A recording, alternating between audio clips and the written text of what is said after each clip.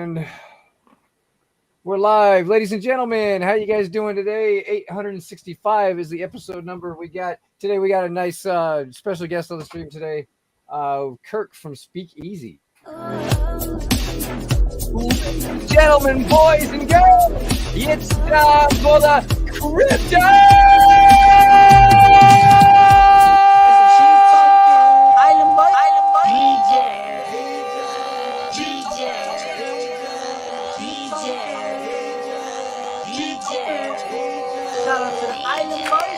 Hey, it's the Island Boys. This goes out to Island Boy Shay, Crypto, BlackSheep, and the Degen protocol.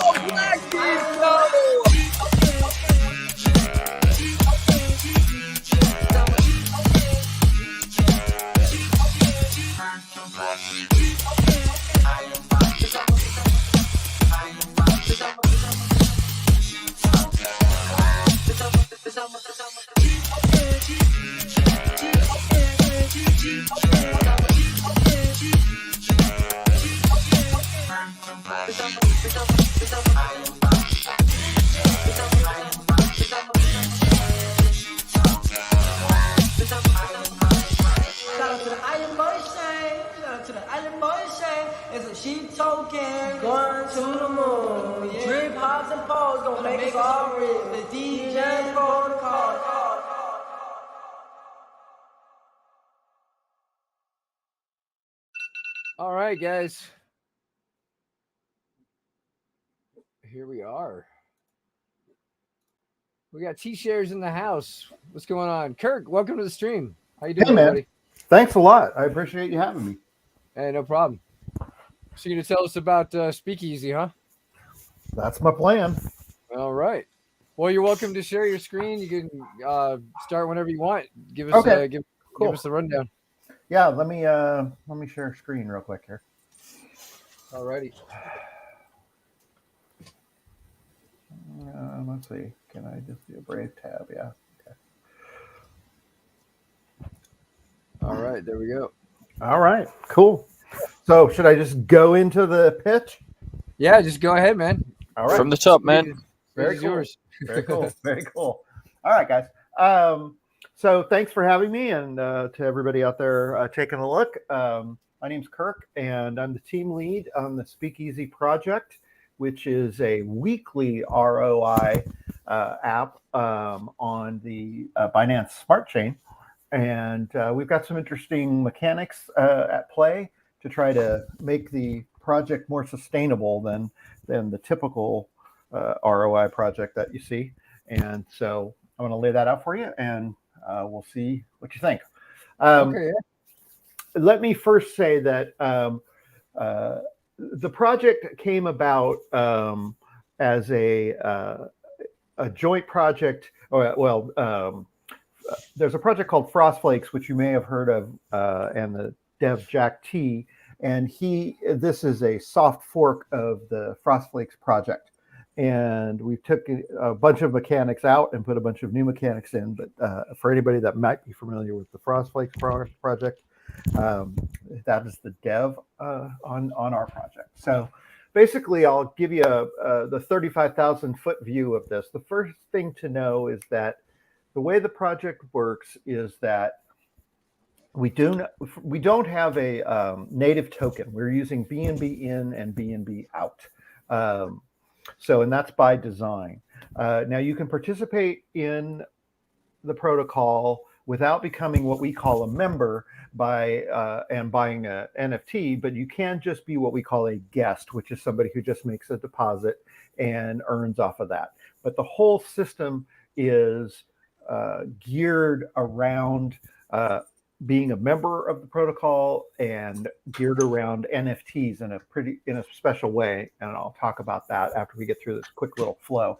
So whether you're a member or a guest, it works the same in principle. You bring your BNB into the contract.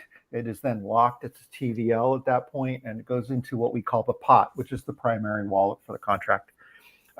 Then 50% of those funds are moved to a secondary wallet, which we call the bank. And those funds are then put into two protocols the EMP.money protocol, and the elephant money protocol. I have a background with EMP. If any of you are familiar with the protocol, they have a very robust EMP Academy, which is a learning management system where you can get certified. EMP is a pretty sophisticated seniorage project. And I developed and run the EMP Academy, so I'm intimately familiar with that project. Yeah, we're in both of those actually. Oh, are you? Okay. So Yeah. you may have recognized my voice then, because there's like 3.5 hours of me talking about EMP. Got you. So Nice. There's worse things you could have been talking about. right? Yeah. So at any rate, our primary investment vehicle to earn returns is EMP, but we've also now started a smaller position in the Elephant Money Protocol. And we'll look at that in a minute in terms of what we're actually doing there. So, and the whole idea here is to generate rewards, obviously, and create income streams. And we do that in two ways. The first way is what we're talking about right now, which is earning through these two protocols. But really the largest way that we do it is through these NFTs.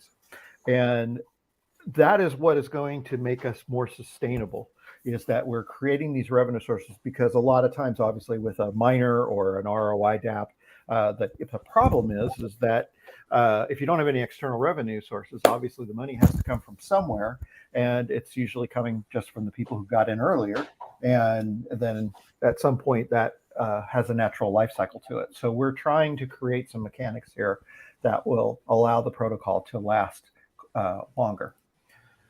So, so digging in a little further, as I mentioned at the top, you can participate and come into the Speakeasy protocol and not get into the NFTs. If you do that, your daily percentage is 0.25 on whatever money you put into the contract. Then we have the first layer of NFTs, which is what we are calling our membership NFT, or our membership key card. And basically what that does is it makes you a member of the protocol, which allows you to participate in other things that we have going on. But it also boosts that base daily 0.25 that you get as just being a guest. So there are two different types. We'll get into that a little later. But the silver gives you another 0.25% boost, so that your daily now becomes 0.50. And the gold version gives you a 0.5 boost, so your daily becomes 0.75. So you can buy one of those two and just stop right there if you want. But since you're a member at that point, you then have the option to get involved in what we call our cocktail NFTs. But the principle of these is the same as the membership, meaning that each one of these cocktails has a different bonus percentage, going higher. In the silver case, starts with the gin and tonic, which is another 0.25% bonus boost, all the way up to the old fashioned, which is a full 1.0% boost. Now, so you can put your key card with one cocktail and stack those two. You can't stack cocktails over cocktails. And you can earn up to, on the silver path, a daily range from a minimum of 0.75 to a maximum of 1.5. And that is the maximum in the protocol. No matter what you do in collecting things and earning boosts, if you do manage to get over 1.5, it still caps at 1.5. So we feel that that's a more sustainable number than some APRs that go up to 3, 5, 8% a day. It's just not sustainable in a real way. And actually, from the protocol's perspective, not everyone will be getting 1.5. The average is going to probably fall around 1. So that's something that we feel we can, make a meaningful run at being sustainable with the model that we have for generating revenues. The silvers have already been released. They've already been minted. It's done. And so if you want to go that route, you still can, but you have to buy them on the secondary market. So you can do that. And we have all of our cocktail NFTs and membership NFTs all verified through NF Trade. So you can see here, you can look at all of these and find out what, like, I'll just pick a one, like the margarita. So here you can see all the margaritas that were minted. Some people have got them up for sale. So you can get, if you want to follow the silver path, you can still, but you just have to get the cocktail off the secondary market instead of from us live minting. Now the gold cocktails are different in that, first of all, there's only 4 instead of 6. But the other thing is that these have not minted yet. This is the next mint we're doing. We launch tomorrow. And these gold cocktails will launch in approximately 2 weeks from the launch. So you have an opportunity to get into an actual live mint situation, which has passed on the silver side. Well, let me just stop there for a second in case there's a question or anything like that. Okay. Hearing none. We think we have a question here. Do you have an NFT that gives tall cans of Bud Light? Awesome. I'm kind of tied up between going into this DApp and going to the bar because I like stacking cocktails upon cocktails. I know. Who does not? So at any rate, the whole concept, as you can see behind this, is because we don't have a native token, and because our NFTs don't do the typical thing, which is pay out reflections in a native token or some sort of setup like that, what we're really doing is you're really buying up your rate so you can get your returns faster. But if you think about it from the perspective of the protocol, since we're not paying out in any sort of token, we're paying out in boost percentages. For the protocol, the sales of all these NFTs is 100% profit. And so it's creating a significant revenue stream for the protocol to become more sustainable. And that's the biggest revenue stream we have. Obviously, we have the second revenue stream of the investments in the other protocols, but that's a lower and slower kind of approach to it. So this is not theoretical. This isn't what we're going to do. This is what we're already doing. Even though we haven't launched, we launch tomorrow. As I mentioned, we did the silver cocktail run already as a pre-launch event, and it did very well. And so we are already investing and earning money for people who haven't even gotten into the protocol. Well, nobody's gotten into the protocol officially yet. So let me run you through some quick numbers. For those of you who are in EMP, this will look familiar to you. Sorry? Yeah, definitely. Oh, yeah. For those who aren't, basically what we're looking at here are some different offerings that EMP has. This main one that we are invested in is the EMP ETH liquidity pool, which is basically just a farm that emits their reward token called eShares. So we have about $34,000, $35,000 in that farm currently. There's a secondary farm that we're taking some of those rewards and then earning rewards on rewards in this secondary farm, and got about $1,000 in there. Then we're also in some of their other their nodes, and they have a partner called Up Finance that's doing another thing with their native token. We have some exposure there, and we've also created a DEX vault. If you're familiar with DEX vaults, we've created a DEX vault that also has the EMP ETH LP token involved in it. And that's a point I want to make, is to go back to the EMP ETH liquidity pool for just a second. What goes into that is an LP pair, which is the EMP native token and ETH. So one of the other things that we're doing with this protocol is exposing members to these blue chip cryptos. Not only do we not have a native token that has no inherent value other than the health of the protocol, on what we're also doing is then exposing people. So half of this $35,000, even if you're not necessarily high on EMP like I am, half of that is Ethereum. And we're doing that across the protocol, exposing various blue chips as well that we're earning on. So it's really powerful. And all of these funds that you see are 100% owned by the protocol, meaning that we're earning on them, but then also the principal is all ultimately earmarked to go back to the protocol to pay rewards. That's the whole thing that we're doing. But in the EMP system, we're not just in these. We're also, you guys I know are familiar, but we're also in there 2 ROI contracts, which are called detonator and reactor. Now these are also locked TVLs, so we didn't want to go in super strong with these because the money is locked and you're only earning on a daily basis. But the market has been such that it was just too good to pass up. And as you guys know, the way both of these contracts work, one of the features in them is that every day they give a reward to the person or the wallet that makes the largest daily deposit. And this is generous what they're giving out. And so we decided to go in and take advantage of that. And so in Detonator, as you can see here, for instance, we put about in USD about $2,400, and we won the largest snipe for that day. And now you can see it's as if we put $9,400 in there. So we won about $7,000 in that one day that we're now earning and compounding on. We're doing a 5-2 compounding strategy for those of you who know what that is, in terms of the EMP system, meaning we're compounding 5 days a week and claiming 2 days a week.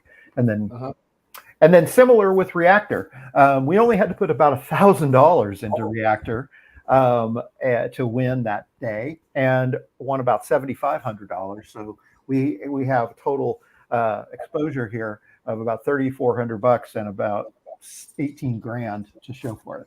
So we're excited about that. We won't be doing a lot of that because, again, we're locking up principal there. But this was just too good to pass. I actually won a couple of those too. Did you? Yeah. It's amazing. It's amazing. It's such a good deal right now. I just can't believe it. So at any rate, so we're doing that. As I also mentioned, we've set up a small position in Elephant for those who are familiar with that. And SK Crypto K, if I think you guys may know SK, he has been instrumental in helping guide me in learning about Elephant Money. He's like the guru of Elephant Money, so I'm really appreciative to him. So we've got this exposure to that. We've got some money in their futures. We've got some money in their farms, which I really like. Again, it's not the most sexy return, but it's exposing the protocol to other blue chips, to BTCB and to Tether. And then we also have a pretty healthy 103 billion Elephant token and some trunk as well. So we've got a nice starting position there. So in total, already we have $53,000 in EMP, 3,600 of it is liquid, 1,000 rather. And then in Elephant, we've got what you see, 24,000, 21,000 of it is liquid. And again, this is all money owed by the protocol. And what we ultimately end up doing is we're taking our rewards at the end of these processes and we're putting them into a final USDT BTCB LP pair, very conservative. And this will be the first line of defense, if you will. This will be the first money that goes back into the pot to pay rewards when we need to replenish, so we're not touching the principal investments. And hopefully if things work well with the continued success of the NFT sales, we may not even need to touch this for quite a long period of time. And time is the essence. That's what we are counting on, is time. To let these investments cook, to let the market return from bear to bullish. And if we do that, the price appreciation story on some of these things that we're invested in is unbelievable. But even not, we're making money even in this market. And so that is so that's what we're already up to. So we're already earning money for investors that are for members that aren't even in the protocol yet. And so I feel pretty good about it. I feel pretty comfortable about what we've been able to do so far, and without having, launched yet even. That's good. Now, just a quick question, since you're deep into the EMP things. Do you see it returning to peg at some point? Because I know it's been really below peg. Oh yeah, it sure has. Yes, I do. I think, I don't know if you or your audience is up to speed on what's happening with EMP Fusion, and then No. okay, they're setting up. They're just innovating. Let's just put it that way. They're innovating Okay. over there constantly. They've got a new thing called EMP Fusion that's going to roll out, I think, in the next month, and it will. It alone, I think, will influence PEG substantially. And of course, with EMP, the thing for those of you who aren't familiar with EMP, yes, it's a native token, but and yes, it's well under PEG at this point. But one of the unique things about it is it's pegged to Ethereum at a rate of 4,000 to 1. So if you believe in Ethereum and you believe that Ethereum is ultimately going to go up, then EMP also has to go up. So it's a pretty unique token in that sense. But anyway, Fusion is happening. They've also got their partnership with the L1X, the Level 1X project that they're also involved in. So they're just always innovating over there. They just did an AMA about that the other day. Yeah. So I think all of these things in my group. Yeah. Hey, I have a question. I missed the beginning. You might have answered. So now, is this with EMP and Elephant? Now, are these like official partnerships, or is this more like one of those community-driven, like everybody believes in it and are trying to help the projects? Yeah, more the latter. I mean, and that's what I figured, which I'm not against. I believe in both of those projects myself. Since you weren't here at first, I'm pretty intimately involved with EMP. The EMP Academy is something that I built and run for EMP. And AJ Brockman, the team lead over there. I love AJ. He's cool as fuck. He's amazing. No, he's amazing. He's amazing. And so when I approached him about the idea here that I wanted to do this, I said to him, "Hey man, I want to show you what I'm going to do, but whether or not you bless this, I'm doing it anyway." I'm not asking you to be my partner, but I am saying that this is how much I believe in the protocol, and this is what I've done personally, and and he was like, "Dude, amazing." He's, I don't want to characterize his position, but he's very excited about this. Let's just put it that way. Yeah. And with Elephant, I don't have that strong connection to it, but I do have a strong connection to SK Crypto K, who has the strong connection, and so I'm well advised in both of these protocols. That's good. Yeah, no, I've known Bank Teller since like 2018. He's one of my best friends. So amazing. Yeah, I've known him about 2.5 years myself. Yeah, he's always in our Telegram chatting it up. Yeah, I've never had an opportunity to actually talk with him directly, but But yeah, I'm hoping that as we grow our position in Elephant, maybe he'll hear of us. He's definitely one of the voices that you want to sort of listen to when he offers his advice as well. I mean, he's regularly telling, other projects, quite honestly, scrutinizing them where he hears that they're not, up to par or whatever, particularly, bot projects and that sort of thing. But, if he speaks, you definitely want to listen. Like, he's got some good advice. Obviously we trust him and all. And he also mentored us on our development of Woolshed over the last year or so as well. So, cool! Yeah, that's amazing. Yeah, I hope to then get that because it's just like I like to surround myself with as AJ likes to say, the big brain motherfuckers. There you go. So that's cool. Yeah. So at any rate, I think it's only one more slide here. Yeah.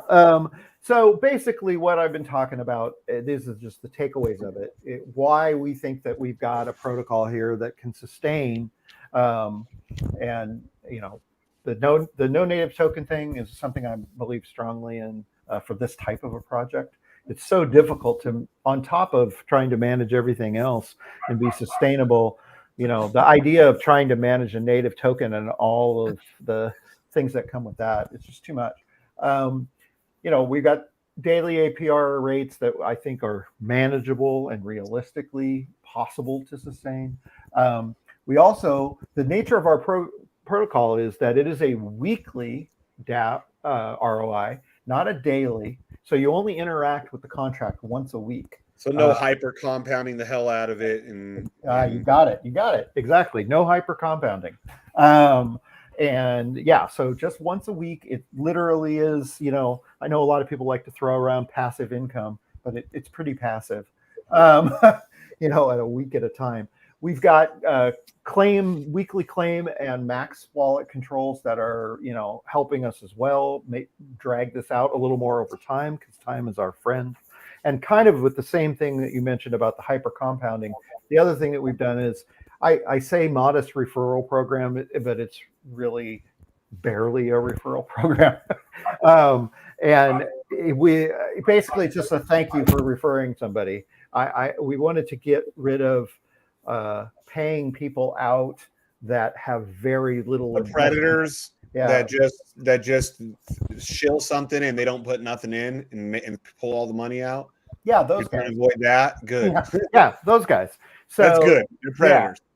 Yeah. I just don't. They don't have anything invested in the community or anything like that. So basically, our referral program is very simple. It's just if somebody makes their initial deposit into the protocol and they use your wallet address. First of all, you have to have a membership NFT with us for one, so you have to have some skin in the game. And then secondly, you just get a 5% bonus to your TVL, not cash.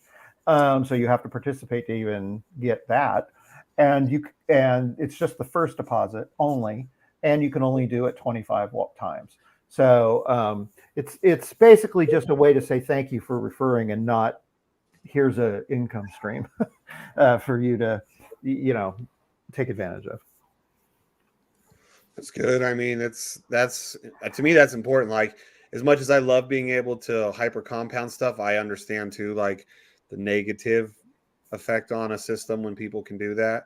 So I think it's good. More and more people are starting to realize this with their protocols and coming out with stuff that, hey, it may not be as lucrative looking as shit did 2 years ago or a year ago, but it looks like it's going to last a lot longer, Well, that's just it, right, man? I mean, it's just like, I get it. This is DeFi, and I get it that lots of people want to chase the sexy high thing rates and be able to hyper compound, and there's a place for that. I don't bag on that at all. It's part of the system, but lots of times I hear people saying, I just want something that I can count on, and so I'm like, well, okay, let's develop something like that and see if it flies, or if people just say that and they really just want to ape into the fun run and gun type of projects. So right. yeah, so we're not the sexiest game in town, that's for sure. I think a lot of people they tend to get into this space of crypto, and they also tend to confuse the definition of DeFi with HIEP, like your high yield investment program stuff from like way back when as well. They've seen that sort of stuff in the space, and they automatically equate those two things to mean exactly the same thing. And really, honestly, this kind of project where it's sort of slowing down and actually looking at the mechanics and how things work, making some logical choices, rather than just trying to, pump out the highest, fastest, most, highest priced fucking thing you can. Yeah. This is what DeFi is actually supposed to be filled with. This is closer to the definition of DeFi. And by the way, I'm just going to put it out there as well. This is a freaking presentation. This is an AMA presentation. This man has come up here with a fucking slide deck, his notes on point, no ums and ahs speaking through his way fucking better than anything we did earlier today, right? This is how you come up and give a presentation in front of an audience. Well done, man. Thank you. Wow, that's really nice. I've been enjoying my time talking with people in AMAs and doing this. And I just to go back to what you were saying a second ago, I couldn't agree more with what you're saying about DeFi. And I think that, I love DeFi, and I really believe in it, and I believe in the power of it. And I think that, sometimes it feels like it strays off course a bit, but really the core of it really is powerful. And I think, like you're saying, if you are creating projects that are thought out, you can then, move forward with it. Yep. Yeah, good job, man. Cool. Yeah, we had one earlier today that was kind of a a train wreck. Yeah. How we'd say that in Australia is it was all over the place like a mad woman's shit. Yeah. And then I was the dick. I was like, hey man, like you keep telling us you don't know the answers to anything. Like, come on, dude. Like, and I told him, I'm like, you got to do with this group, you got to come. Like, Tell you what was actually their saving grace today in front of the crowd was actually the fact that apparently an advisor to the project, not even one of the guys on the actual team, got up, took the mic, and actually started delivering some somewhat technical answers to the questions being asked. We're like, dude, some of us were in the back room saying, "Yo, this is the guy that's got to present." Yeah, we were in our little back, like all of our like top leader guys and shit, and most trusted guys. We're all on there like, whoever this guy is that just came in, he needs to fucking be the one running their AMAs. Their team lost me, and their investor kind of made me think maybe I'll look again. Yeah, that's interesting. It's definitely sort of a skill set you have to have, I think, to be able to communicate. But well, I mean, just like this PowerPoint alone, like that's big. A lot of people, that it means you took at least, even if it only took you 10 minutes, you took the 10 minutes to make the PowerPoint. You know what I mean? Like, you took the time to make it, and it's right there. It's some people, that's easier for them to learn by reading it than listening to you. Even though it is for me anyway. Yeah. So like it's night and day from the AMA we had earlier today, and I thank you for that too. Oh yeah, sure, absolutely. I appreciate it. It's just like you were saying with the DeFi thing. I just feel like sometimes people lose focus too, in terms of, they talk about, I've done a bunch of several AMAs, and people will come back and say something like, well, yeah, I get the revenue generating part of it, and I understand why that's important, but still, you still need to have new investors come in, right? I mean, it's still sort of Ponzi-nomics, isn't it? And I sort of recoil at that term, because my response always to when somebody says that is, well, you name me a business in the crypto or in the real world that doesn't need new customers. Name one. So it's not a bad thing, but it just can't be the only thing. I get that, but it's like, don't think so negatively about that. But try to supplement it with the kinds of things that we're trying to do, and then maybe you're not so stressed out about it, and maybe the people that got in early aren't the only ones that succeed on the backs of the people that got in late. Yeah. Well, and a lot of stuff too. Anything, if you look at any type of investment, really, you can consider it a Ponzi. You can consider real estate, because somebody is always, usually someone is making money. Someone else is paying more than the last guy. Yeah. I think there's this tendency, rather, to sort of accuse. Like, no, that's really not what's going on. I mean, somebody who wants to rug you, that's a whole different thing. But with this kind of thing, that's just a part of the global economic model. Yeah, even with stuff like EMP's one I didn't get in. It's not because I don't think there's anything wrong with it. I just never ended up getting in because we had too much shit coming. But even how EMP, how I know though how it came depegged, or even even with BT stuff, how Trunk came unpegged. But it's like at least I know that the team didn't run off with my money. I'd rather know, like, hey, it just failed because it failed. It didn't fail because the cocksuckers ran off with my money. Right. That'll leave a bad taste in your mouth. Yeah, because I mean, like, I can respect that if something fails, but the team tried and they're cool and they don't ever run away from it and they face it. Okay, it was just a bad fucking luck. Even if they were idiots, whatever, I can respect them for not running away and stealing the money. Yeah. Yep. I see a question on there. Should I just answer it? Or go ahead. Jeremy. We don't have an auto compounding function. And the reason for that is a couple-fold, mainly because once a week is not too intrusive into somebody's life. Like a daily or a hyper compounding situation. There is no perfect scenario to this. And protocols, if you put your protocol hat on for a second, auto compounders are not healthy for a protocol, regardless of which protocol you're talking about, because you want that interaction with the investor. So we don't have one, and we don't have plans to have one, but that's why. Good answer. Yeah, rock and roll. Yeah, it sounds good, man. Yeah. So you guys are launching tomorrow, you said? I'm sorry, you're breaking up. I don't know if it's on my side, but yeah, your mic's making a bunch of noise too. You said you're launching tomorrow? Yes, tomorrow at 5 p.m. UTC, which is noon Eastern. So that would be 9 a.m. Pacific. We will have our launch, and we already have literally hundreds of investors who have already purchased their NFT membership key cards as well as cocktails. So it should be a pretty crazy day as people finally start to get in to the protocol, because we've been around since last year getting ready for this. And then we announced our intention to do this about 6 weeks ago. And we had like 600 members of our Telegram community in 24 hours. And so everybody's been excited for a long time. This has been a long time coming. So we're all excited. Just a curiosity of mine as well. I want to ask where the name Speakeasy came from. Is it like where was? Yeah, that's an interesting name for a protocol.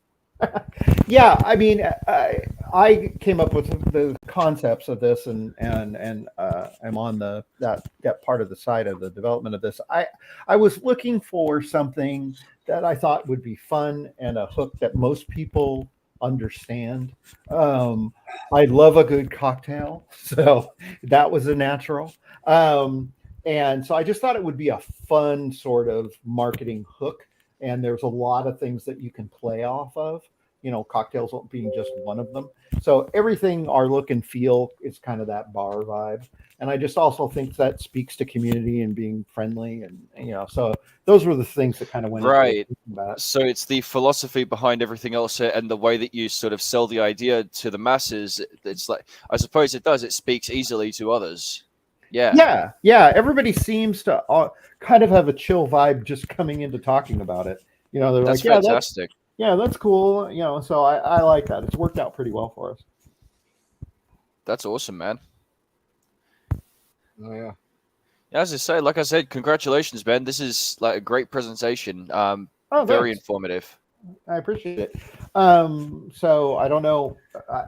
I had somebody. It was funny right before I jumped on. I forget which group it was. It might have even been SK group. Somebody said, "Have you ever been on that AMA before?"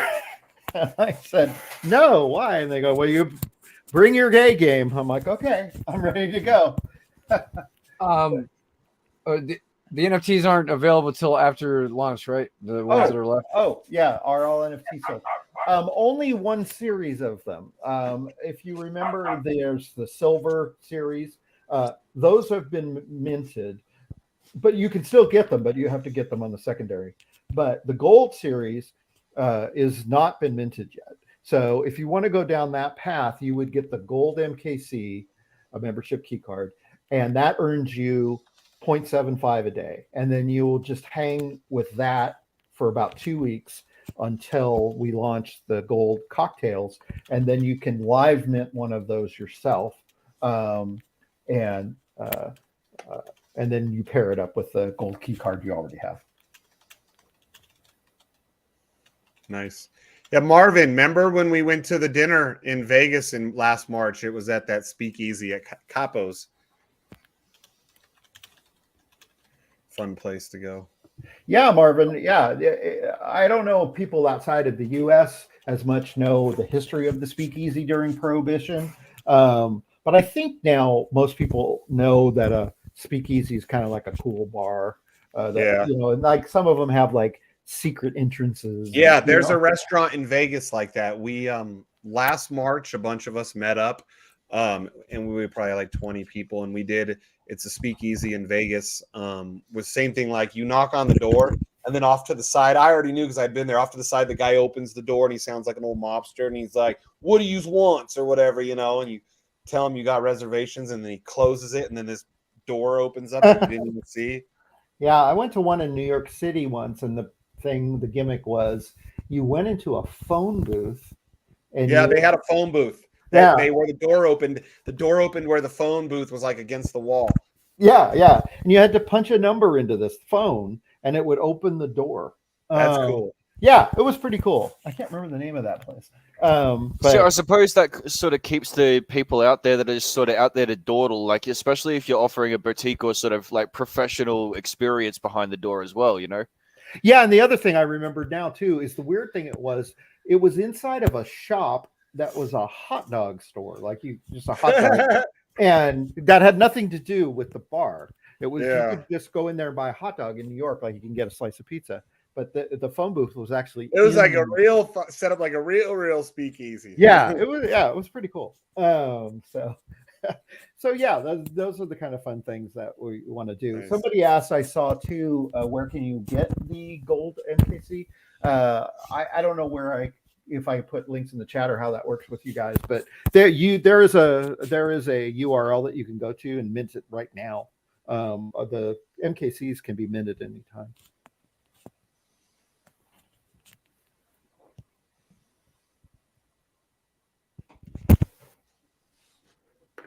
Nice. Well, yeah. Oh, there's this comments. Can I just put that link in the comments? Is that cool? Hey, Kirk, I don't know what some of your microphone, it keeps getting hit or something. You're making a lot of noise over there. I don't know if you knew that or not. I'm sorry, I couldn't hear that. Your microphone it sounds like you keep hitting it or something. It's like making a lot of noise over there. I don't know if you. Oh, my mic sounds almost like might have been. Yeah, it's like you're constantly hitting it. Like the whole AMA's been like that. Are you using like wired headphones with your or whatever? Yeah, you get a wired headset on or something? No, I have a wired headset on. Maybe that's what it is. The wire just. Yeah, it's because it's brushing against your top or whatever, like the microphone in line. Yeah, it's a good microphone though. Let me tell you, man. Yeah, it's definitely picking up everything you're doing. Nice. Yeah, but yeah, good shit. I like what you're doing there. Yeah, sweet. Oh, by the way, boys, I've finished checking over those addresses. We all good? Yeah, looks like we're all good. Nice. Good stuff. Yeah. Are you done? Are you done sharing your screen and all that? Is that the presentation, Kirk? No, he's muted.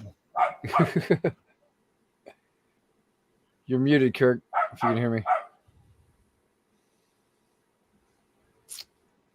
Maybe he's trying to fix his mic. Yeah. Yeah, it's good stuff. We got What's 21 up, people Degen? today. 21 people in the house. Reckons he's going to mint another Donny. Right on.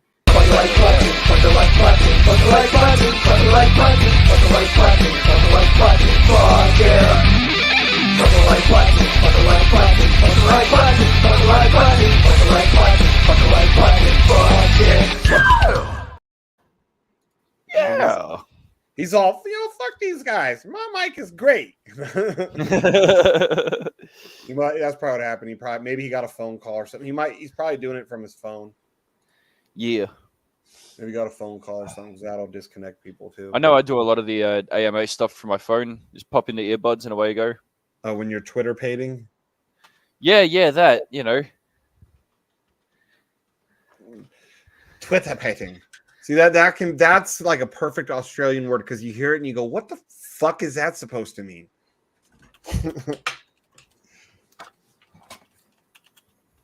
Like what was one you said the other day? Something about a blue-assed something or other? Oh, all getting around the place like a blue-ass fly. Yeah. Yeah. Blue-ass fly. About to Google, what is a blue-assed fly?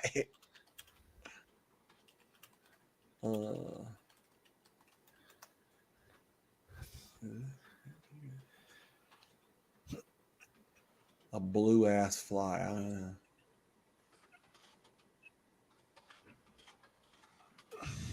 Who's that? Man, I'm so mad that the rim on my tire, my rear driver's side rim is cracked in 5 spots on the Beamer. What? Oh yeah, and I went to the dealership and they're like, well, we're not. I'm like, you're gonna fucking cover this shit because that's the only reason why what sold me on this car was because I like those black 20-inch rims and they're like real fucking wide and like and they were like, well, so they're sending me to a third party like rim repair place to tell if it's something that I did or not. I'm like, dude, I've been complaining that the tire had a slow leak since I bought it. It's just now it's been getting so cold, like we've been having blizzard after blizzard lately that with the cold, the metal finally started contracting and expanding a lot more where now it's leaking. The tire's just leaking. Yeah, that's fucked. Yeah, so I was proud of my dude. I left every weapon that I carry like in the car too. I was like, every weapon, that way if I fucking get aggressive, they can't say that I had weapons on me. Yeah.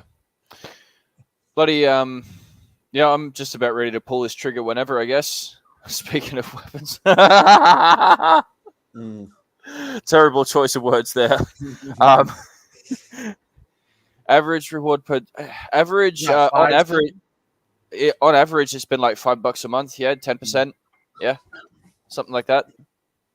The last 3 months has been 10% on the schnock. Yeah. Hey guys, I'll be back shortly. Come back on the show in a minute. I'll be back. Okay. You don't remember her. He acts all aggressive though. Fuck that dog. Oh, we lost Donnie now too? Yep. Everybody ditching us? Damn. I'm so mad about my rim though. I can't even drive the BMW. Well, I mean I can, but I shouldn't. And it's like we're about to get another blizzard, like 24 hours of blizzards. So yeah, it's not fun.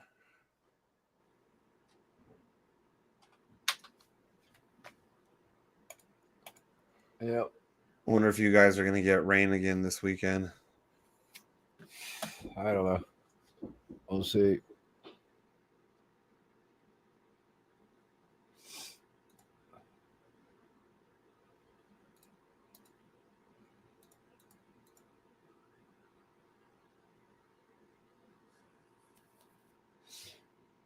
So what's the price of Furio today? Fury fucked. That's what price. Ooh, oh, it's fucking under 10 cents. Is it? Yep. And so it's almost not worth at about 8 cents. It's no longer going to be worth selling. I think that was the number that Joseph. It's almost not worth it now. Yeah, it's like I'm making nothing. It's you're getting less. You're profiting. Oh wait, but I do have that in like 4 days. I have that. What is it? Or 3 days? The fur pool. Yeah, the fur pool. I'll be able to get that out. I know. I need to try and get that shit out. Hey, baby. Yeah. 2.99 days. Give me that shit. Hey, Marvin, though, when you claimed a fur pool, doesn't it reset your time anyways, your days? That's a good idea. Just claim the fur pool. Yeah, but then it just resets it for 30 days. Yeah, exactly. Because I thought about like doing that, and I was like, I bet you it resets it. I'm pretty sure it does. Yeah, I know it does. Okay. I asked the other day, and no one answered in the chat. So gay. Yeah. So yeah. gay. I mean, we're about 1 cent, I think it was. Joseph, wasn't it at 8 cents or so? We figured out that it was it 8 cents or 7 cents that it's not going to be worth it anymore. Did you guys come up with a number on that? Yeah, it was like 7 or 8 cents. He said it, and then I went and did the math, How and he much was is it? right. How much is it to claim total each day? The claim prices seem to have gone down to under $1, 50, 60 cents, if I remember correctly. But Or the whole total sell sell? now, selling it is over $2 now, though. So your fee to sell went up, and your fee to claim went down. I guess it's still kind of worth it because I made $70 on fucking what? 1, 2, 3, 1, 2, 3, 4. You're profiting Seven a lip, wallets. what, $4 and something cents approximately at this point. After all fees, What and shit. per wallet? Per wallet? wallet, yes. Well, if I made $70 yesterday, and But I'm only I mean, because that gives you the USDC, but you got to factor in how much they took out on the BNB side for gas. You know?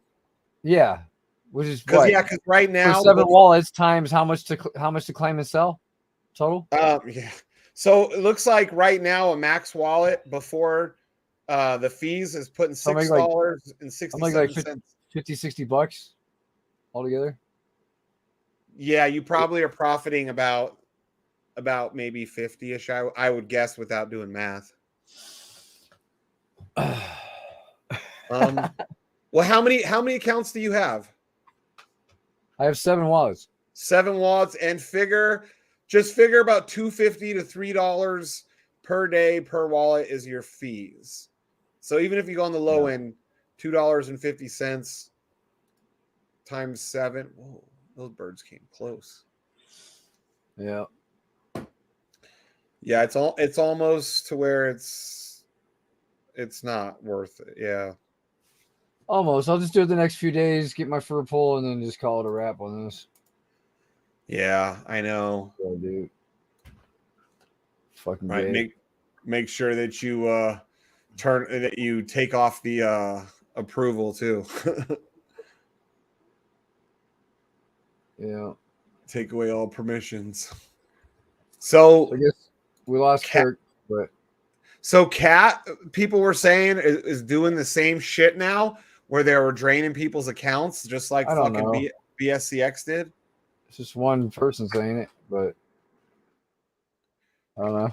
Somebody said something else just did that too. Another project. Because once one does it, all these devs are like, "Hey, we can do that too."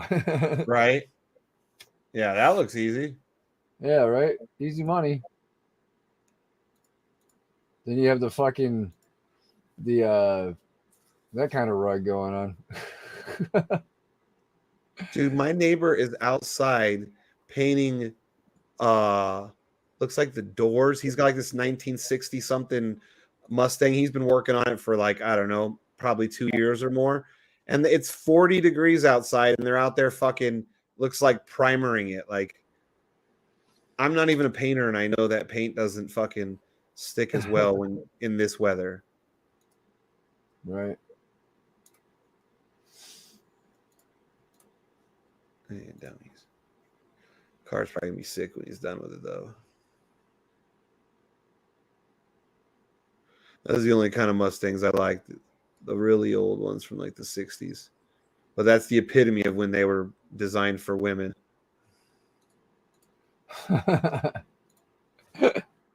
They were.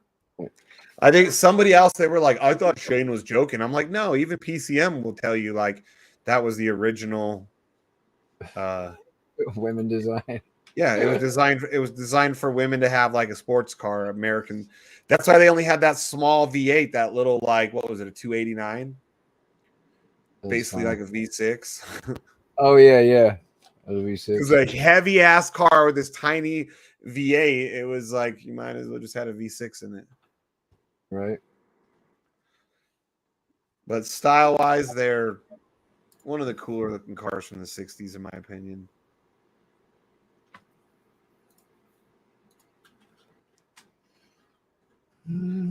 I don't know how to tell what year is what. I just know it's from this mid 60s. I should say. They didn't make them in the early.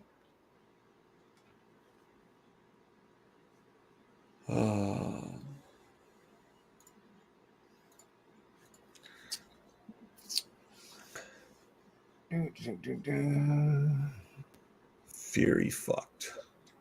Fury fucked. What the hell? Damn, BNB fucking mooned. Did it? Let's see. It was down to 2. Oh, wait. Okay. No, it didn't. That shit was. Looked like it went all the way up to 301 and just like crap back down. Okay. Well, it didn't moon. But yeah, BTC rugged at the end of the stream yesterday. That was cool. Yeah. I had to log back. I had to get back on and be like, "Hey, we got wrecked." And they got off.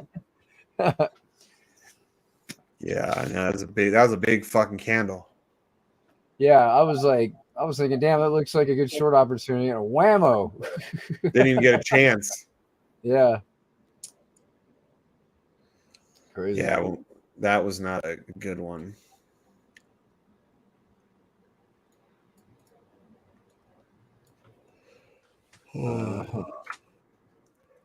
Yeah. Still $100. Crazy. Drip still dripping. Drip still the king, baby. Well, right now, I mean, it's not hard to be king.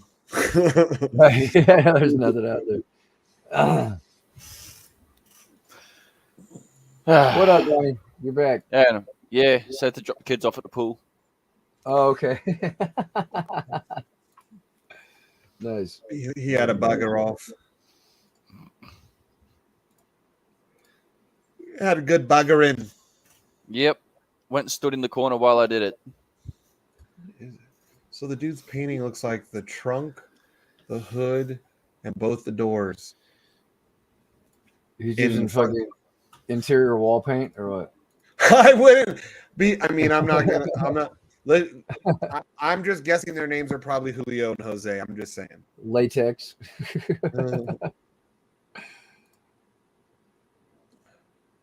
Dude, they even have the whole car masked off. Like, they're not painting on the car right now. The whole car's masked off in the guy's garage. Like, are they going to fucking paint the car in his, like, congested-ass garage, too? That's dangerous. Yeah. Like, it's not like he's got, like, you know, or like an empty garage with just the car. Mm-hmm. Like, who has a badass classic car painted like that in 40-degree temperatures in their driveway? Like, that's potentially a show car. So I guess the question is, like, at the moment that I have is, do you want to pull the trigger today, or do you want to save it for like Monday or something? Because I've got personally, I think maybe to set a date so that way people know, hey, this is we're doing it. Yeah. I was going to say, like, that's probably like the better way to do it, because at least like then we've got more people anticipating it. And like I said, I want to try and do it on the show. But like, we've already kind of had Speakeasy AMA today. Yeah, I've already done all my checks and got my ducks in a row here. Well, and then, because I mean, is there any more potential testing that you need to do, or you know for a fact? Look, no, I know for a fact it's good. Like I checked the first recording of the addresses that I took. I just checked the numbers that the conversions have all produced across, and it looks good. I actually manually checked each balance one by one down the row of all 712 addresses. Okay. So nice. There is that taken care of. I think it should be good to go if we were to do it on stream Monday or something. Okay. I think that's best because then, you know, it make sure we're transparent and people can't say, well, you guys delayed it and then you just drop it on us without a warning. Yeah, that too. Yeah. Right. So I guess we'll set it in for Monday then, right? Yeah, that's good. Sounds good to me. Sounds good. Fuck yeah. All right, ladies and gentlemen, Sheep Token on Monday. Get fucking ready. Our Monday or your Monday? Your Monday. Your Monday. Your Monday. Yeah, because that'll be Tuesday for me. Yeah. Like Okay, J's Ian J wants the cabbage hands. He's like, he can't wait. He's like, today. He's got a dump tax. I got car payments. Yeah, right. No. He's got to pay for that fucking $50,000 Explorer. Oh damn. I can't believe Ford Explorers are that much now. Ridiculous. Yeah, no. Okay. Monday. Not today. Yeah, not today. Monday. Rogue. Oh, not today. Oh, he needs time to get his cabbage hands fucking boiled up. He needs probably. time to get his cabbage hands lubed up. Yeah, he's got to boil them, for over the weekend. Get them real Blanch loose. them. Yep. Sloppy. Fine, piece of shit. Yep. Cool. No, I'm happy with that, boys. Hell yeah. I can't wait. This is going to be fucking excellent. Oh yeah.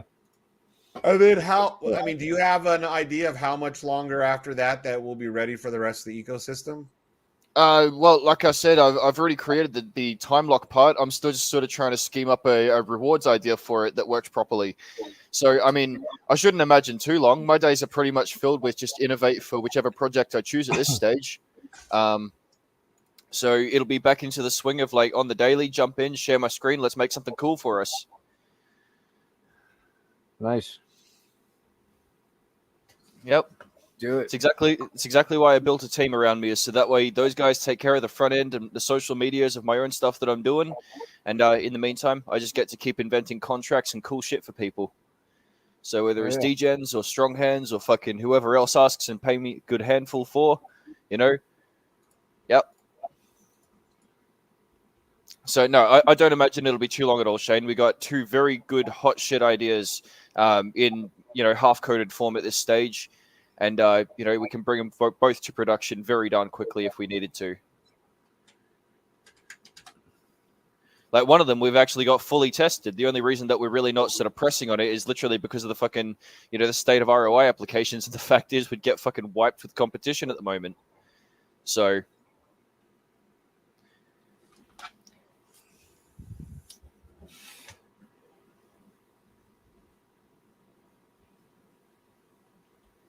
But heck yeah. So did you guys see as well, we've actually got one of the guys from Ninja Lounge who joined the community as well today. Yeah, I know I've heard of Ninja Lounge. Aren't they they're a big group, right? Like us? They are a very big group, yeah. Like at least almost 4,000 people, I think. And like Strong Hands did an AMA there just the other day, but how we found them was actually through Sidekick doing the same. All right. 0.3, 4, 9, 5. Sidekick went and got their AMA done at Ninja, and we thought, well, fuck it, may as well go check out, see what's there. If it's good enough for Sidekick, may as well see what's up. And I've been very happy with the experience so far. We got up there once for free on a 10-minute time slot for one of their open mics on Twitter Spaces, and then they're like, oh, you should come along and do an AMA with us, So we did, and it's really, really good. Like I'd honestly suggest that maybe we do that for Sheep Token as well. Like I said, get over there and get some more representation out there. Been more than happy to speak up for the protocol again. Cool. Yeah.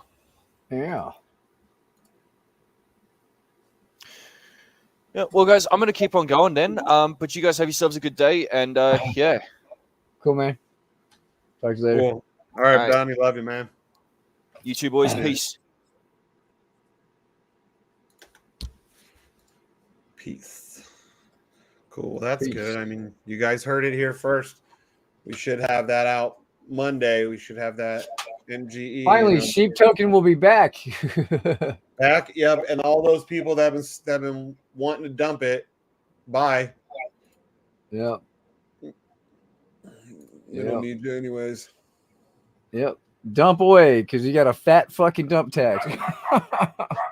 Yep. You get shit, bitch. Right. Crikey. Yep. I'm gonna do it right this time.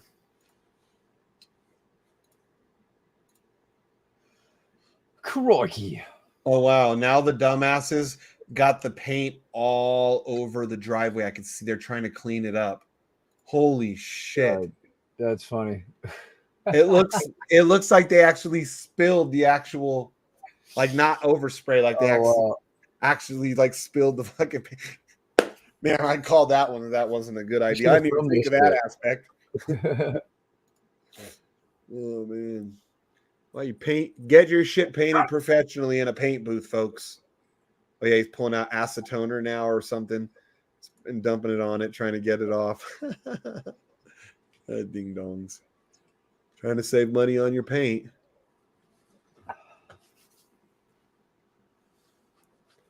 Damn.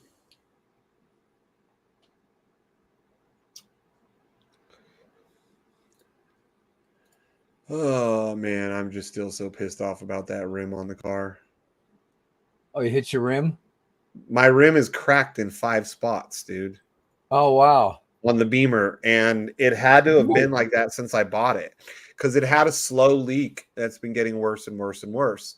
And I told them about it when I brought it in, like when they fixed the brakes, when they redid the brakes. I was like, it's the rim that's been cracked. Dude, the dude comes and was like, because I brought it to Les Schwab to take a look, because they'll look at it for free. And the kid comes in and he's like, "Are you the Beamer?" And he's like carrying my rim and tire. And I'm like, "Yeah." And he's like, "I'm sorry. I'm so sorry to have to tell you this." And I'm like, "Really?" And he's like, "Your rim has multiple cracks." And then he shows me. And I was like, "Oh, fuck." And then CarMax was like, they try to say, "Oh, well, they're not going to replace it." And that's when I told the guy on the phone, "Will you go ahead and let that manager know to be ready for me? Because I'm coming down there right now. I'm not coming down there to fight with him and be aggressive, but I'm not fucking happy." And that's why I took all my knives, everything that could be in case the cops were caught, any potential weapon, I took off of me and left it in my car. I even told the guy, I was like, "Yeah, dude, because I was coming in here somewhat aggressive. I didn't want you to think that I was a threat to you." And he laughed and he's like, "Thank you." But he was like, the dude was like as tall as me or taller. He's a big guy too. But yeah, dude, they don't want to fucking replace it. So now they're sending me to a third party rim repair place so they can decide whether or not it's something that they should replace, that CarMax should. So we'll see. But I told the guy, like, I bought 2 high-end cars in like a 10-month time frame from you guys. Like, I bought 3 cars from you total over the years. You guys are going to lose me for life if you don't fix this rim. Like, is a rim really worth losing a fucking high-end customer? I wouldn't think so. We'll see. Hopefully they do the right thing. Yeah, hopefully. Yeah, we'll see. But if not, I'll never buy a car. I told him too. I was like, "Dude, I've been looking for a Duramax, trading in my Tundra for a Duramax, and I've been watching your website, and because I'm patient, and I'll tell you right now, I will not. I don't give a shit how good of a deal you have. I will never buy something from you again." And if they don't like it, okay, they lose a customer for life. I hope it was worth it.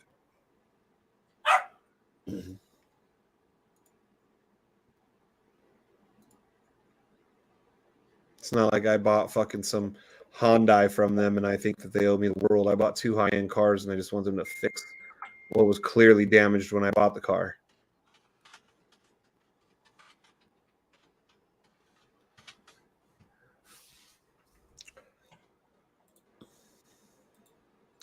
Hey, those guys today that had that AMA with us, how did they come to us? Was it DS Crypto that brought them to us?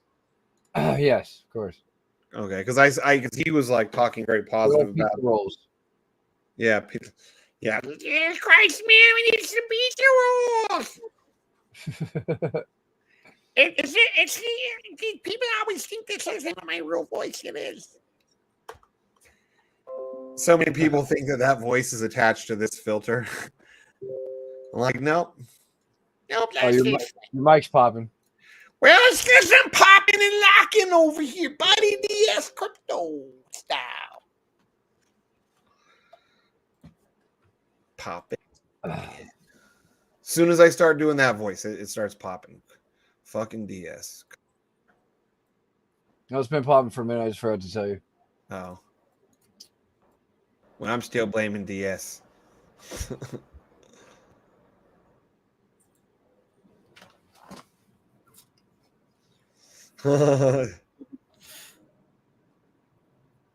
Yeah, it's cold. It's actually gone down 2 degrees just in the last since they started painting when I was talking about it. It's 38 degrees outside. And there's like no sun. The sun's already down. Silly people.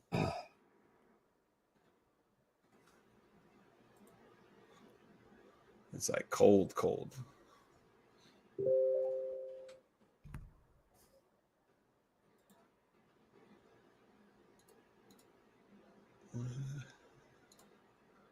And someday I'm going to win that ARC prize.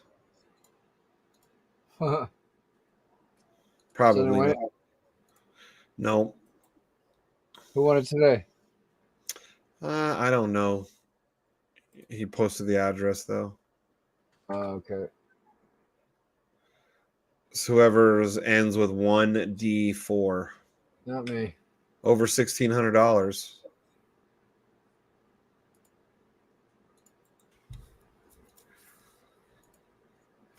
Mm-hmm.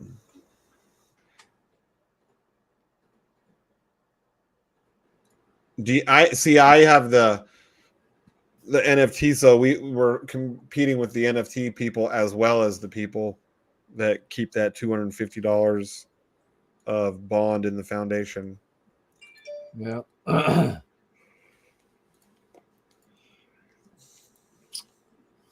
So KIRK, I didn't even realize we were going to have a special guest. Was that kind of like a last minute thing?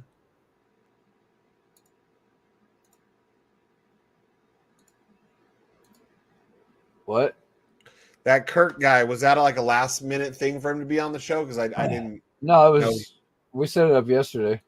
Okay. But yeah. And who brought him to us? Was SK? Is that SK? who it was? Yeah. Okay. Nice.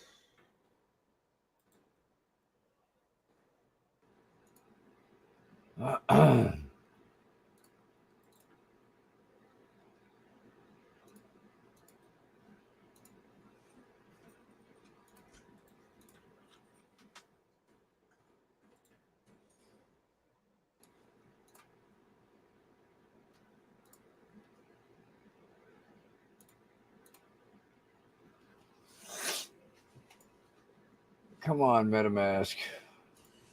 Should fucking work. Is it slowing up on you again? It was for me last night. Yeah, it works till it doesn't.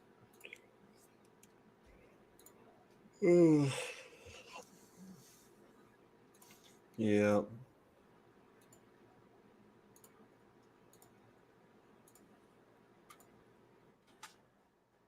Fuck. Man, I gotta go play musical chairs with all the vehicles. I gotta tuck away my fucking Beamer in the corner for the next few days till I can get it to the rim shop. Have to drive my Tundra. How white trash is that? I'm gonna look like just a normal white trash with a Tundra.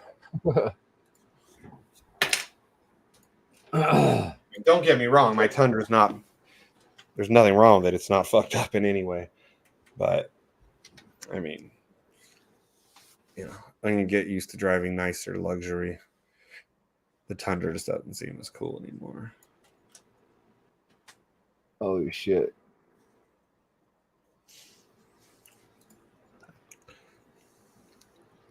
Any word on the hedge fund? Yeah, just their same old bullshit. Blaming the community and the broker. yeah. This is unfortunate.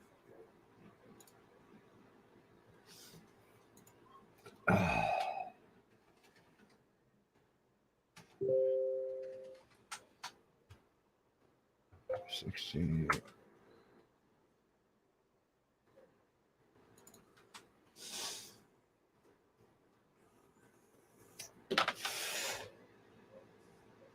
Yep. Cheerio going down the fucking shit pipe. Yeah, it's dropping quick again too, man. Yeah. Must have I had made about 100 more significantly max. less than I made yesterday. Oh yeah. Oh Yeah, damn! We got fucking whammo. Oh yep. See, I told you. I didn't look at that, but I told you it dropped fast lately. Yeah, it dropped a lot. Holy How the shit. fuck how was it able to drop that much with all the fucking Someone got out of the fur pool? Oh yes. Yeah, every one of those big drops is a big fucking wall that's been waiting to dump the fur pool. Yes. That's why I'm waiting to. I'm hoping I can dump mine before somebody fucking dumps it to zero. Right. I know. I think I'm at the point where I don't even know what to do. Like, just, I mean, it's almost not worth fucking claiming anymore. It's not worth the time I put into fucking claiming every day. Crazy. You can call me white trash, Marvin. I won't think it's racist. I think it's funny. He's all in the coming on. He's all, you white trash, motherfucker. He's coming in.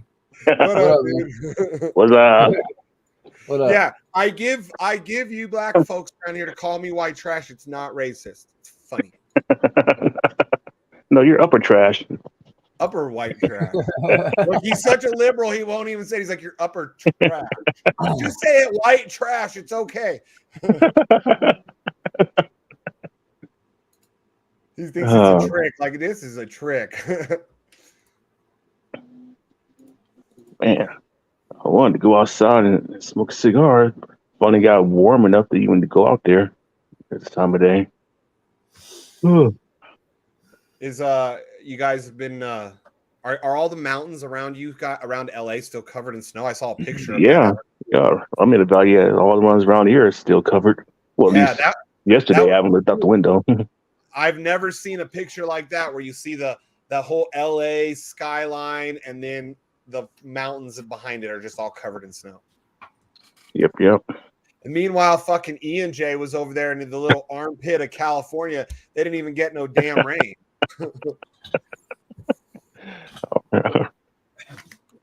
Armpit. Yeah, they got a lot of white trash around that area.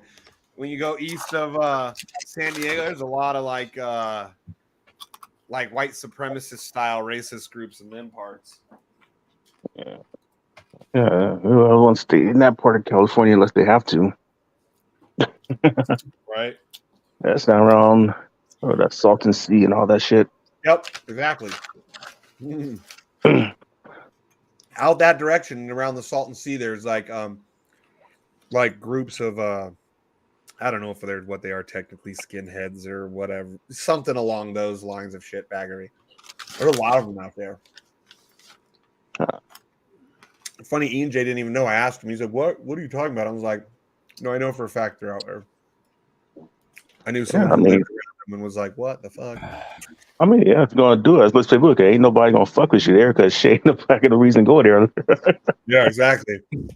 Ain't like so random people, driving through, or if you go in there, you go in there for a specific reason or purpose. Right. And when you're showing up with an already wrapped cross in the back of your truck, ready to go for the morning. Either that or drugs. Or drugs, yeah. That or you're looking to score a fucking teener of some meth. Yeah. Like they're saying what San Bernardino? San Bernardino is north of that, but that's like the drug capital of the state, San Bernardino County. San Bernardino is pretty rough, man. It gets overlooked a lot of times. It's overshadowed by LA area, but I mean, you grew up in that area. A lot of the gangs, like back in the 80s, 90s, and early 2000s, a lot of the gangs or the drug dealers were moving out that way to get away from the bullshit going on in LA because they were still close enough that they could shoot over to LA and then come back out the bullshit. A lot of the real big 1% motorcycle clubs, including my own, is from San Bernardino. Yeah. I mean, full smooth out that way. Yeah, like late 80s, early 90s to get away from the bullshit. But then when the shit got so expensive in LA, all the bullshit moved out there because they couldn't afford to stay out here anymore after that. Yep. That or the parents that were trying to take their kids up out the bad areas, and in San Bernardino was cheaper, and then the kids just brought their gangs out there and shit. That's what's really sad. Parents took them out there to get them away from it, and the kids just transported it. Yep. Yeah, man. I was watching some of those like news, investigation. They were talking about, it's probably the most meth labs and all that are in California down in there because you're out there in the middle of the desert and shit. Most of it. I don't know if Palmdale still has the most, but Palmdale, Lancaster area, they used to have like everywhere, dude. Fuck meth labs, like RVs. Like, I don't know if you've ever been out there, but I haven't been out there for like 15 years. But even back then, you would be driving and there would be like just random burnt up, like crusty old RVs in the desert. And the girl I was dating at the time was from that area. And she was like, "Oh, see, these are all meth labs that blew up." Mm-hmm. They just leave the RV there, all burnt out in the desert. Yeah. I mean, I got a cousin that stay out there, but I always used to go out there like once a year. Now I'm up here, but that was back in the day. It's been built up a lot since then, and when I go out there, I'm I'm in the city part, so I don't even see the rest of the stuff. But I got another cousin. They stay in like who the hell? Like, oh no, the buddy stay out in Lancaster. I never go to see him, but my cousin's wife is from out there, and I remember going out there years ago. I was like, fuck. This shit is crazy now. Yeah, it's pretty bad out there. You wouldn't. Same thing. A lot of the people that moved from LA trying to escape the bad neighborhoods and a cheaper place to live, and their kids just transported the bullshit with them out there. Mm-hmm. Well, it's sad. Like I say, it just got so fucking expensive in LA. The bullshit just had to move. Bullshit couldn't. Well, I mean, it's still out here in LA, but a lot of them couldn't afford to stay here. So. Now, does Lancaster and Palmdale, do they have like a large black community? I know they have a big like white trash and Mexican community. What? I don't. I know something out there, but I don't know. It's got to be small. It can't be no more than like. I think it's smaller. 3. Yeah, it could be no more than like 2-3%. If maybe no, I'll take that back. Maybe 5% if that much. I would guess. Yeah, it seems like to me like when you look at it, like a lot of the white and Mexican people around that time ran to that Lancaster Palmdale, and the black folks more went into San Bernardino, which I don't. San Bernardino seems like a way better decision to me. Yeah, not that it's anything, but like I say, my cousin that moved out there years ago, both his sons grew up and they both married white girls. Not that there's anything wrong there, but I was like, man, wasn't enough sisters out there for you? I'm like, wow, both of them. Like there was such a small amount of black guys that the white were like, I'm getting me a brother. I'm pissing my white trash tweaker daddy off tonight. Pretty much. I'm like, man.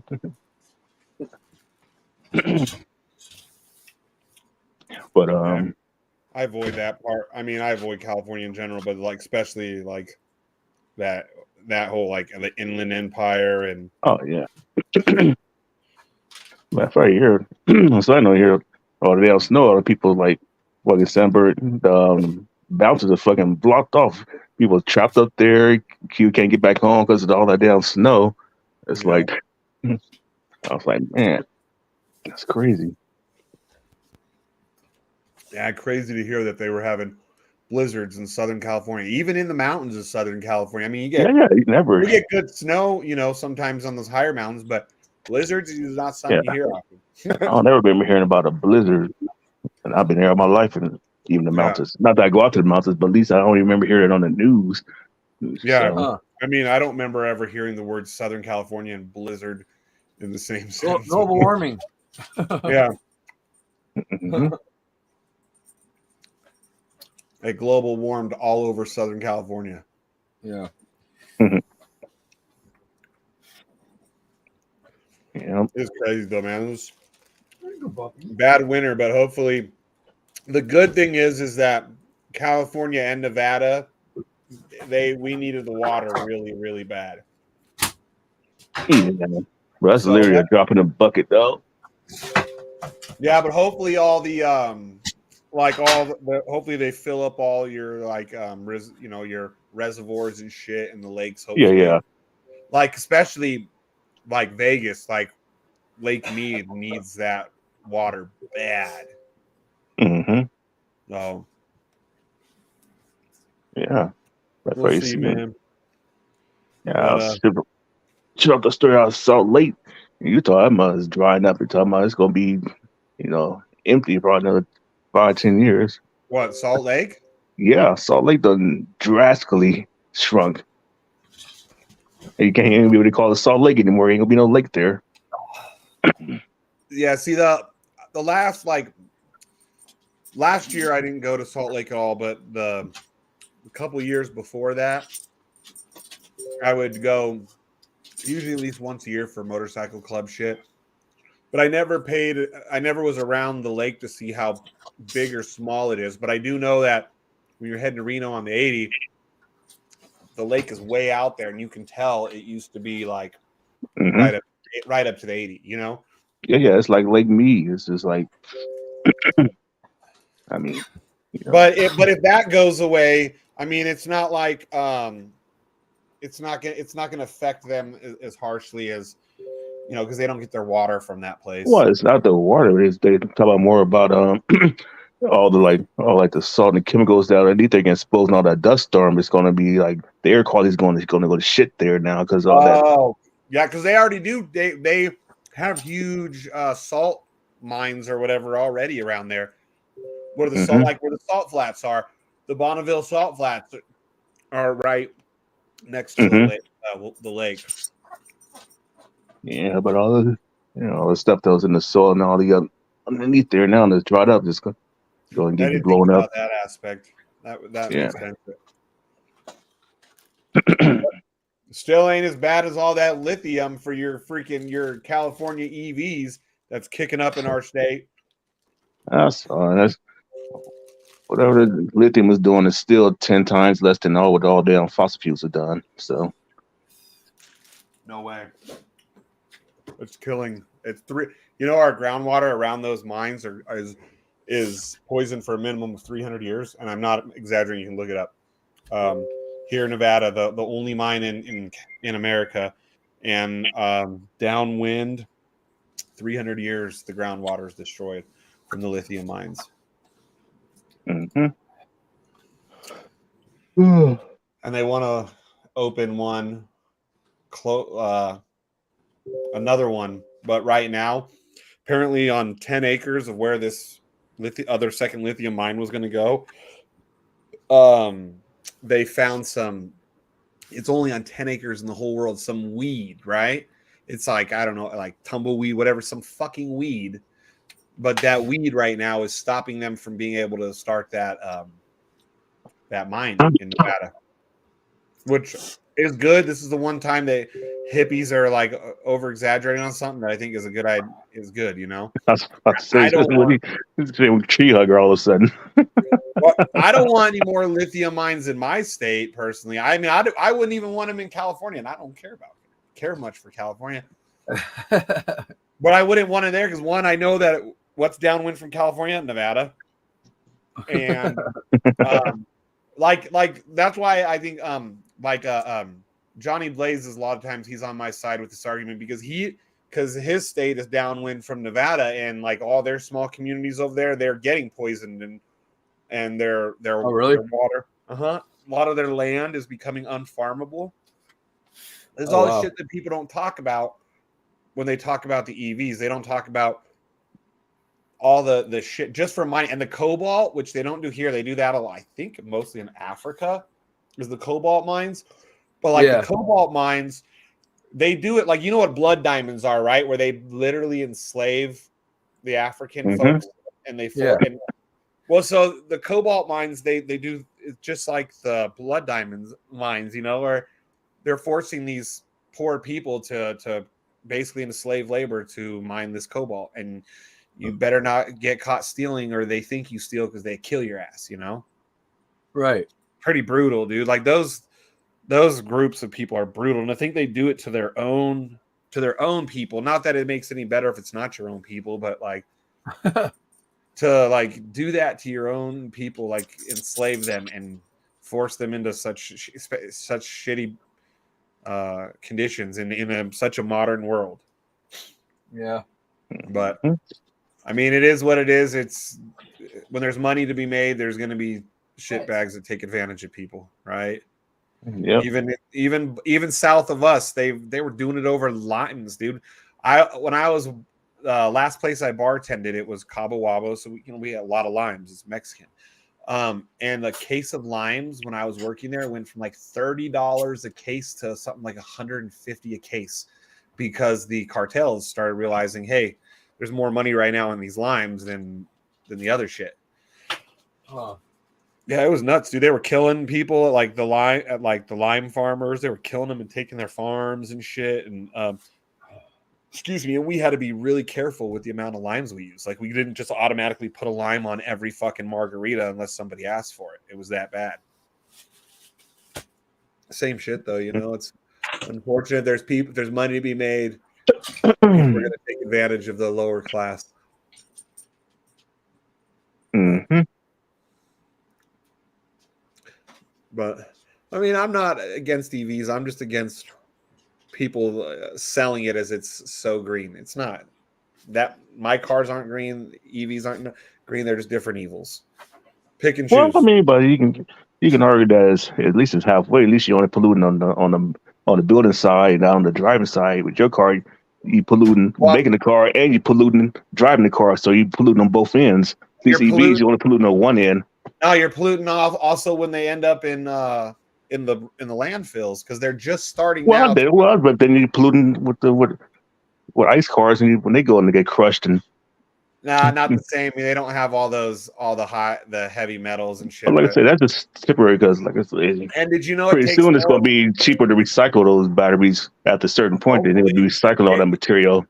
It takes more oil products to build an EV than it does a gas-powered vehicle, because of all the electronic components and all the sheathing for the plastic sheathing for all the wires. Yeah, but it takes less oil to run a EV than it does. 7 years. Takes 7 years of running an EV to break even for a gas-powered car. 7 years. Oh, so this is all like this shit. If you go look, you can find it. They don't, especially in California, they don't want you guys to know this shit because they're. But I mean, if you want an EV or him or whoever, I don't give a shit. You know what I mean? I just don't like when people act like I'm better than you because I have an EV. Motherfucker, I could get an EV too. And who knows, someday I might get one even without being forced, but I'm not going to get it because I feel like I'm better than people. Tesla drivers seem to be like that specifically, like they feel like they're better than people. Or they'll freaking virtue signal. They'll be like, well, I'm a Tesla. Okay. Good for you. I hope you like your car. Yep.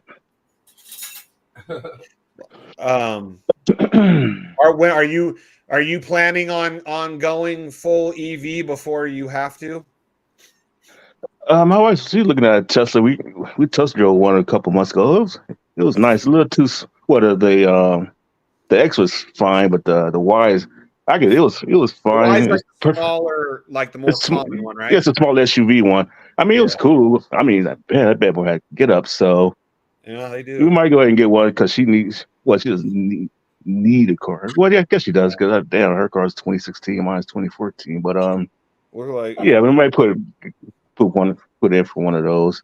Now, one thing that because I watch a lot of car YouTubers. So one thing that I have learned from car YouTubers that they'll get maybe an EV vehicle or so is that Tesla is honestly the way to go. So this one guy, Stradman, right, is his name. He has one of those Hummer EVs, right? And he loved it. He's like, this is the best thing. I'm getting rid of my TRX. The dude's got Lambos, Ferraris, everything.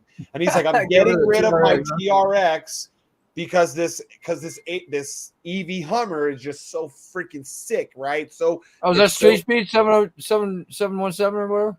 no, it's Stradman. He's out of Salt Oh. Lake City. So Oh. he took his EV, the Hummer, he drove it down to Moab there and more towards southern Utah to get away from the snow for a day or two with him and his girlfriend. And on the way home, he said 85% of the charging stations do not work. They don't work. Only about 15%. He said the only ones that work almost 100% of the time is the Tesla ones, because Tesla has their own proprietary it's all in-house chargers. Yeah, because he even said, look, if you're going to do it for this and you're going to travel with the vehicle, he ended up having to pay $600 to get it towed like what was like 80 miles to like the next charging station. Yeah. Well, it's not coming too much of an issue now because Tesla's just opened up their networks to anybody. Well, this was just this year. This was yeah. You wouldn't have to do that with the TRX. No, well, he even said, he made a comment about, guess I'm not getting rid of the TRX anytime soon. Right. Yeah, like I said, I was gonna keep, at least a gas powered car. I don't know if it'd be a while before I just have only just EV. Both, like we had two cars, they both EVs. I always have at least one gas car just because. Yeah, I mean, and that I think that's reasonable, because say gas is too expensive. Okay, well then we can take the EV. Well, maybe now electricity, they freaking start overcharging you, but you can get a better deal on the petrol. Okay, then you drive that one for a while. I think that's a good option to be able to have both. Or maybe you matter of fact, I know like I was looking at Tesla had the investor day yesterday, and they was talking like they run like a plan in like Texas where you just pay a flat $30 a month and get all the charge you want at home, flat fee $30, and you charge much. Yeah, they're doing that in Texas. Yeah. It first came out with the Teslas, and I think they ran it for a long time. I don't know if you remember, but they used to offer like free. Charging for so many. Yeah, supercharging for. So here's another shitty thing. So about that EV, that when he was having all these issues, right? So he got to get towed like 80 miles or whatever to the next one, and luckily that one worked. So he plugs it in, and this was it was like Thursday or Friday night, and it was saying that his truck wouldn't be fully charged till Sunday afternoon. So they just charged it while they went and got a hotel for the night, and it got them that like 12 hours of being plugged in, got him something like 80 miles or 70 miles more, and he only needed like less than 60 to get back to Salt Lake. But because he gave the whole breakdown, like for me, I've thought about like when I rent cars, sometimes you can get really good deals like from Turo on a Tesla or an EV, but like for me, it's like I'm not gonna rent it just because you have to use their network and know where kind of it's a different way of traveling. And the car tell you where you're going. The car tell you when and where. Yeah. But sometimes you have to because like when you come from Vegas to Reno, there you'll see signs. It'll say like EV highway or whatever. Like, so you got to like go like 60 miles out, 70 miles out of the way to hit a charger. Like you got to go towards like Bishop, California from Nevada. You got to like cut across that way in order to catch a charger. And I was like, that's stupid. So, or how long it can take, you could even with a Tesla, you're sitting there still for an hour to, or possibly more to fully charge. So there's pluses and minuses to both. I think you should be able to have whichever you want. I don't think like what California is trying to do and force your hand. I think that's wrong. I don't think that's right, and it is what it is, right? Yeah, like I said, let's see as we get close to that date. Yeah, I just wish that like at that point too wasn't such a. They made it so political, you know what I mean? Like even that argument, like it shouldn't matter what you believe politically. If you like EVs and you believe in them and you think they're going to save the world, Cool. And if not, cool. Well, I'm gonna get off here. All right, let's end it then. All right. All Kurt. right. All right. Thanks, Shug. See you, Later, Shug. See Win, Lambo, yellow, Lambo, win, Lambo, yellow, Lambo, win, Lambo, yellow, Lambo, win, Lambo, yellow, Lambo, win, Lambo, yellow, Lambo, win, Lambo, yellow, Lambo, win, Lambo, yellow, Lambo. Shooting to the moon, to the moon. And go. I wanna pom pom pom. You wanna pom pom pom. She wanna pom pom pom. We wanna pom pom. I wanna pom pom pom. You wanna pom pom pom. She wanna pom pom pom. We wanna pom pom. Let's go get pom pom pom. You wanna pom pom pom. She wanna pom pom pom. We wanna pom pom pom. You wanna pom pom pom. She wanna pom pom.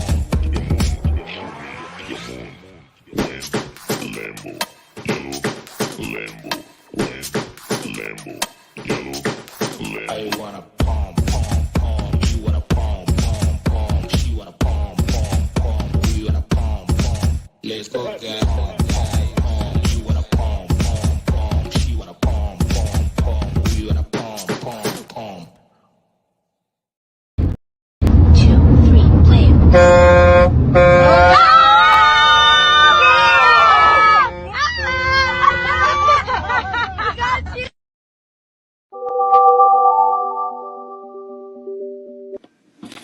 Oh, fuck!